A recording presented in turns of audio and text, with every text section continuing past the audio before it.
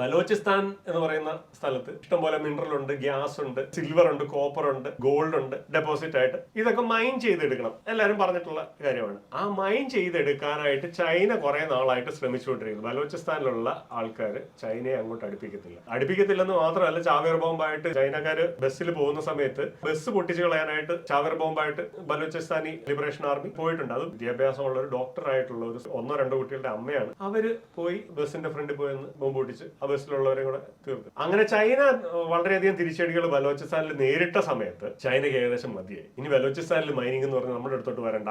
Actually China belt and road initiative നടത്തി തന്നെ ബലോചിസ്ഥാനിൽ നിന്നുള്ള ഡെപ്പോസിറ്റ്സും അവിടുത്തെ മിനറൽസിനും ഇവിടുത്തെ ഗ്യാസും ഒക്കെ കണ്ടിട്ടാണ്. ഇത് പറയുമ്പോൾ ഞാൻ അത് ഓർത്തതല്ല. ബെൽറ്റ് ആൻഡ് റോഡ് ഇനിഷ്യേറ്റീവിൽ ഇന്ത്യ പങ്കെടുക്കണമെന്നായിരുന്നു CP കമ്മ്യൂണിസ്റ്റ് പാർട്ടിയുടെ ആഗ്രഹം. അത്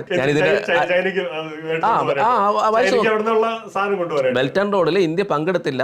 ഇന്ത്യ പങ്കെടുത്ത് ഈ ഒരു സൗഹൃദം മുന്നോട്ട് കൊണ്ടുപോകണമെന്ന് കമ്മ്യൂണിസ്റ്റ് പാർട്ടി പറഞ്ഞിട്ടുണ്ട്. എനിക്ക് നല്ല ഓർമ്മയുണ്ട്, ഞാൻ വായിച്ചത്. അതിന്റെ കൂടെ പറഞ്ഞിട്ടുണ്ടാവും. പക്ഷെ അതിനകത്ത് തമാശ എന്താണെന്ന് വെച്ചാൽ ചൈന അമേരിക്ക പോലെ തന്നെയാണ്, വിശ്വസിക്കാൻ കൊള്ളൂല.